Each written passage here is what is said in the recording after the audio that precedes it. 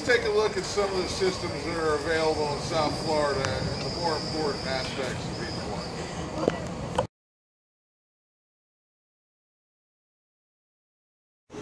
If you were to ask me what the most important part of a roof is, I would say flashings. But what we're doing here is talking about what's uniquely important about each system. With tile, the flashings are really important, and we're going to touch on that a little bit. But what's uniquely important about a tile roof is the underlayment. We get a lot of calls for tile repairs, and the number one reason is flashings and the failure of the flashings. And to illustrate why, here's a roof we did recently, and there's two valleys right here. And if we go up here, there's a chimney that we had to flash. Nice job there. And then you have 3, 4, 5, 6, 7, 8, 9, 10, 11, 12 valleys on this roof. You have the little return areas at the bottom of these valleys that we had to worry about. There's returns at the bottom of each one of the valleys there's just a whole lot going on this roof. For a long time, tile underlayment in South Florida consisted of 30-pound felt and capped to the deck. And this stuff is basically a 90-pound mineral surface roll roof and hot mopped down to the 30-pound. My problem with this stuff is it just can't take the heat, and it's just like paper. It's just asphalt and fiberglass fibers together with granules on top of it. For a long time, this is what was in use. Along came around when I started roofing, this stuff came along. This is self-adhered, modified underlayment. This is much better, but I still was skeptical because it's tough in one direction. You can't tear it in one direction, but in the other direction, it tears very easily. You know, and so I was still skeptical. And those underlayments, one of the first to come out, I believe it was the first to come out, and they haven't changed it at all, and it's still the best-selling underlayment. According to two different suppliers I talked to, they're still the best-selling, they're the cheapest. In their defense, in that manufacturer's defense, they do have better products come out, but that's not what sells. It's still that cheap roll that everybody buys. I like this stuff. It's a lot tougher. It's just as easy to work with that stuff, but this is a much tougher material, and so I go with this. It's another $10 a roll, and that's not going to make me or break me, but I feel better about the roof.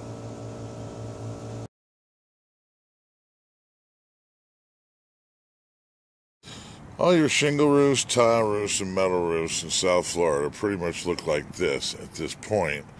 You want to have a good solid deck. All your rotten wood and damaged wood is replaced, and you got a good stable deck.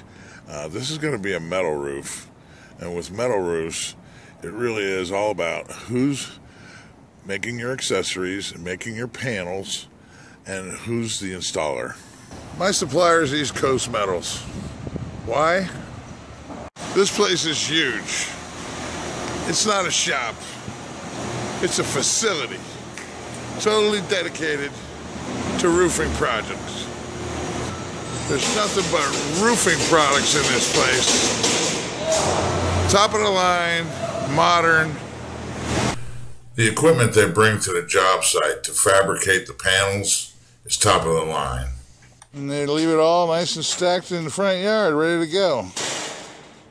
East Coast Metals, Miami-Dade County, product control approved. That's on every panel. The installers come in and put the VersaShield fire protection on. And there's the bullnose that goes around the perimeter. How long have you been doing this? 13 years. 13 years, there you go.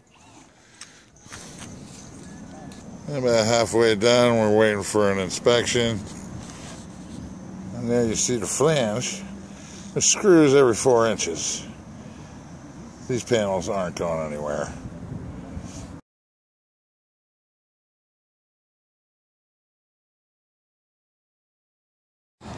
It's tough to look at an area like this that's finished and really appreciate what's going on underneath. The shingle roof, it's all about the flashings. You get over here, you got a valley metal that starts at the edge. It comes up into this gable. You got the wall. We had to rebuild this because this is all, it's had a bunch of ugly sheet metal on it. So we tore that all up and put some stucco on there. 2 coats of stucco. Come up here. We got wall flashing, stucco stop, and drip edge. All converges right there. Going all the way on the other end. You have the same thing. Where you got 3 pieces of metal come together again.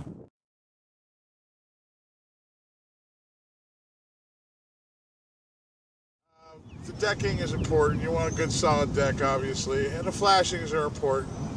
But what's uniquely important for shingles is the nails.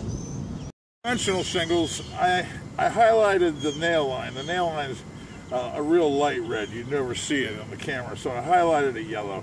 You can see where I have my nails. They want the nails on this line. And as you can see, this could be problematic because of where the next shingle goes. The next shingle goes right there. So if they're a little low, then driving rain can hit these nails and cause a problem. So I like to have the nail, slow down 5 miles an hour and make sure you get the nail on the line or just a tad above the line is ideal.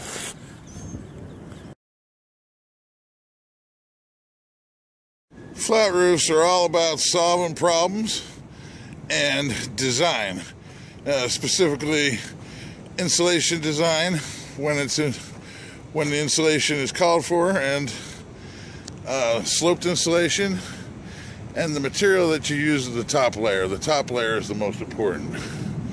But here we're talking about basically 5 lakes on this thing. This is all going to have to be remedied, except this one right here slopes pretty well. But all these other roofs, we're going to have to do 1.5 inch insulation on all of it, and then an additional 1 inch on top of that to displace all this water. With flat roofs, there are many different systems available, but in South Florida we pretty much gravitated towards mineral surface cap sheet and rubberoid type products as the cap sheet of these systems. The mineral surface cap sheet is $30 a roll. They both look alike, but mineral surface cap sheet is made just like paper.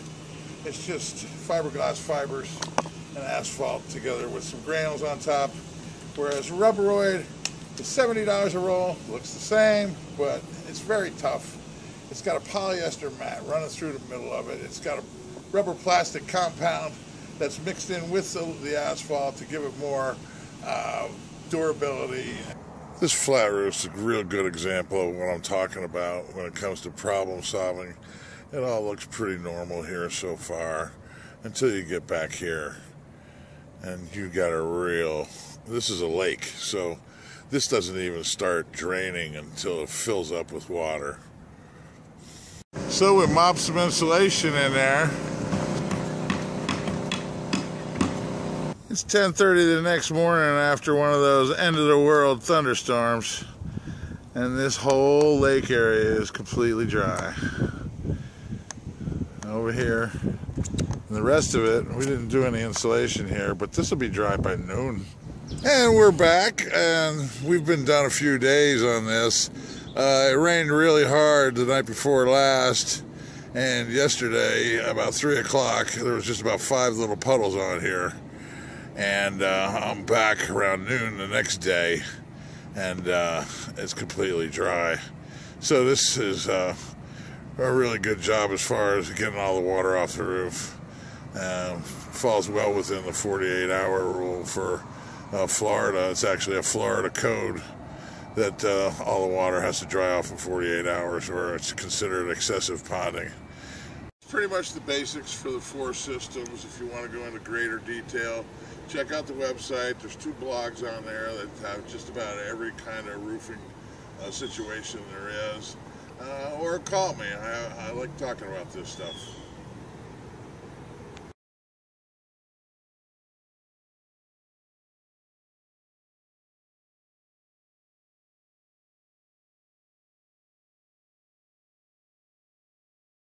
What we're doing here is talking about